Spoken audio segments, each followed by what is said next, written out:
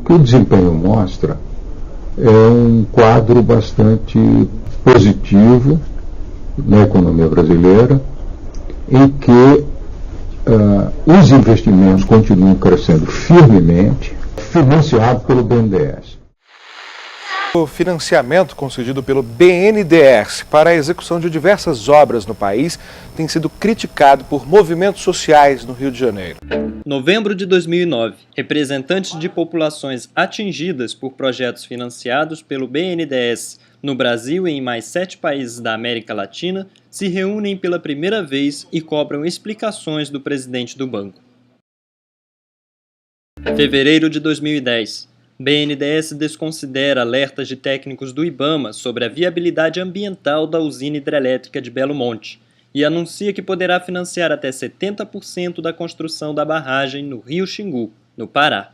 E nós queremos que o povo indígena, todo um conjunto, seja ouvido. Ele não tem viabilidade econômica, ele não tem viabilidade social nenhuma. Ele tem razão de existir esse projeto, na verdade.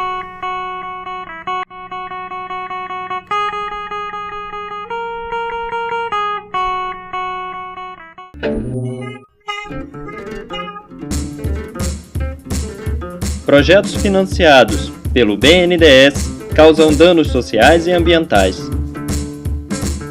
Organizações sociais querem reorientar o BNDES e debater o modelo econômico do país. Em 2005 é criado o Boletim de Acompanhamento Social do Banco e em julho de 2007 tem início a plataforma BNDES. A plataforma BNDES é uma articulação de organizações e movimentos sociais que visa democratizar o BNDES. Né? E mais do que democratizar o BNDES, a perspectiva é de colocar no debate nacional, no debate brasileiro, no debate público, o modelo de desenvolvimento, os rumos do desenvolvimento do país. A gente tem essa dupla função de mostrar o que a gente quer, uma pauta, uma agenda muito propositiva do que o banco deveria ser, que ele deveria ser um banco muito mais social e não só econômico e financeiro, mas também o banco que a gente não quer, e todas as definições têm sido tomadas e que tem levado aí, a partir dos empréstimos, a partir dos empreendimentos financiados pelo banco, a sérias violações de direitos humanos, a sérios impactos no meio ambiente, na vida das comunidades. O problema maior é o projeto financiado e seu impacto social e ambiental, que hoje essas duas dimensões são parte do mesmo problema. Então, corresponsabilizar o banco significa dizer que quem avaliou e financiou essa obra é igualmente responsável como quem pegou o dinheiro e investiu. E essa é uma tese que pode prosperar muito, porque se trata sempre de responsabilizar o Estado. O Estado é um ente público e o BNDES é parte do Estado. A primeira grande reivindicação que essa articulação que se chama Plataforma BNDES encaminha ao banco como uma pauta de negociação é a questão da transparência. Uma política de informação pública clara acerca das informações sobre a sua carteira de projetos, sobre seus critérios e escolhas de investimento. Estado de São Paulo, julho de 2006. Um grupo de ONGs que faz o monitoramento social do BNDES entregou ontem uma carta ao presidente Demian Fioca. No texto, dava-se um prazo de 2 meses para que um grupo de trabalho elaborasse uma proposta de política pública de informação, que daria maior transparência à atuação do BNDES. Eu acho que hoje em dia todo mundo reconhece que é impossível a gente pensar uma instituição democrática descolada da questão da transparência. Falta transparência ao BNDES. Luciano Coutinho admitiu que falta transparência nas operações do banco. A gente começa uma negociação em 2005 e efetivamente apenas em 2008 a gente consegue as primeiras conquistas em relação a essa pauta. Pela primeira vez o banco se abre a um diálogo. O presidente Luciano Coutinho, em 2007, se comprometeu com a plataforma BNDES e com as proposições ali contidas. Avançou-se na questão da transparência, da política de informação. Um avanço pequeno, já que o banco dá transparência aos projetos a partir de 2008. Antes de 2008, os projetos privados não têm qualquer informação disponível do ponto de vista público no site do banco.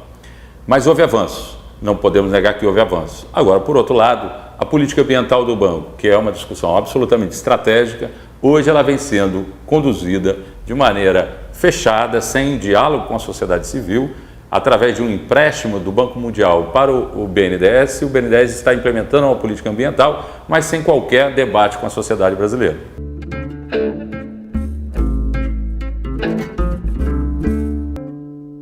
O poderio dos grandes grupos privados é muito grande e eles, na realidade, oferecem ao governo uma espécie de um portfólio, projetos que lhes interessam. Muito das políticas e programas que estão sendo desenhados dentro do banco contam com o dedo, com a opinião e com a influência de determinados grupos e, portanto, atendem a determinados interesses e setores. A gente não está falando apenas de transparência, a gente está falando também da possibilidade de abrir uma participação mais ampla da sociedade civil na construção dessa política operacional do banco. As políticas do banco nos dizem interesse, tanto do ponto de vista da repercussão que tem enquanto vítimas, né, os atingidos como vítimas ou as populações como vítimas, e também aquelas políticas que possam ser reivindicadas junto ao BNDES.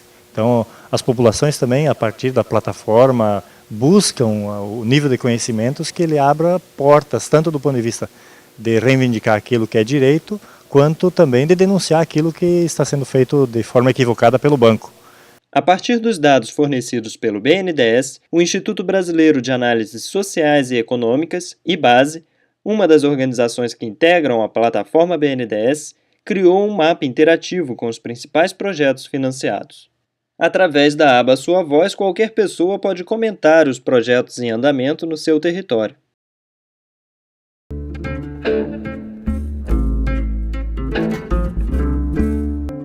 Sabe qual a primeira coisa que aconteceu depois que foi demitido? Criaram os clientes de alta, como é que chama? Prioridade, dispensaram a análise de projeto desses clientes. Nunca permitiria isso. A brasileira Vale do Rio Doce, atualmente chamada Vale, é um dos clientes de alta prioridade do BNDES. Em 2009, o banco liberou mais de 7 bilhões em empréstimos pré-aprovados para a mineradora, que é acusada de cometer inúmeras violações nos países em que atua. O BNDES deve ser mais cauteloso na concessão de empréstimos, porque hoje o banco exige somente a concessão da licença pelo órgão ambiental. Ocorre que muitas vezes essa licença é concedida sem a melhor técnica, subavaliando alguns riscos que são envolvidos, porque pode acontecer, e eu acredito que isso vai acontecer, da sociedade começar a exigir, inclusive judicialmente do banco, indenizações pela concessão desses financiamentos.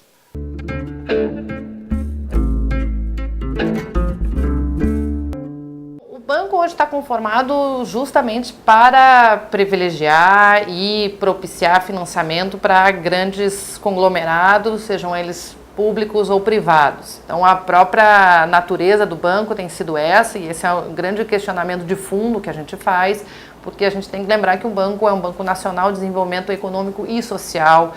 Grande parte dos recursos do banco vem do Fundo de Amparo dos Trabalhadores. Hoje a economia brasileira ela se conglomera, ou seja, há a formação de grandes grupos econômicos hoje com uma força muito grande na economia brasileira. A discussão sobre a atuação desses grandes grupos econômicos, sobre os setores que estão sendo privilegiados pelo Estado através do BNDES e dos outros órgãos de financiamento do Estado, precisa ser debatido. Nenhuma economia moderna pode existir sem grandes grupos. Primeira coisa. Por quê? Porque grande grupo você precisa ter, mas o grande grupo pode ter que ser de possível controle pelo país. Então, quando uma Brahma, Ambev, passa a ser comandada por uma empresa cuja sede está na Bélgica, é péssimo para o Brasil.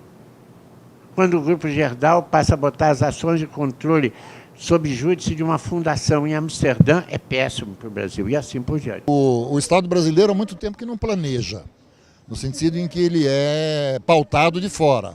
É que, a rigor, o Estado deixa de funcionar como Estado, como uma entidade coerente, que tem uma visão planejadora. Não temos acordo com a FMI e continuamos fazendo a mesma coisa que a FMI mandava.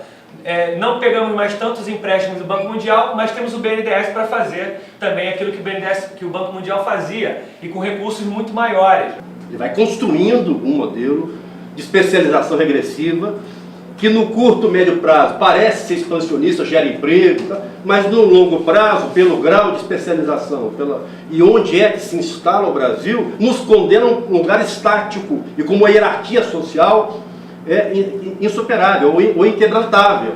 O BNDES ele tem um quê de excelência em termos funcionais, vamos dizer, pessoas muito bem preparadas e com certa continuidade, o que permitiu, mesmo governos mudando, ele ter uma certa linha, ele avançar numa certa direção.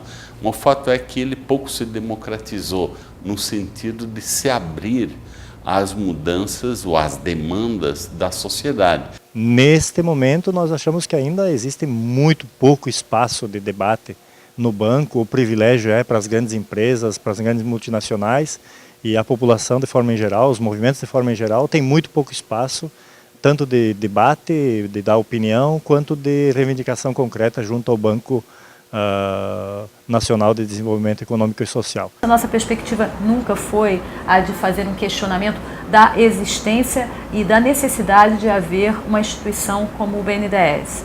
O nosso questionamento sempre se deu sobre a questão do seu alinhamento a uma perspectiva mais pública e não concentrada em beneficiar determinados setores, determinadas empresas, um grupo ainda muito limitado de empresas que têm acesso a esses recursos. Nós vamos nos acostumar com uma coisa que em outros países já é muito comum, com os setores financeiros do governo, Ministério da Fazenda, Banco Central, os bancos estatais como o BNDES, Banco do Brasil e outros, serem pressionados por grupos organizados dentro da opinião pública e a partir de muitas ramificações no sentido de tentar enquadrá-los. Isso tudo é uma luta pela democracia.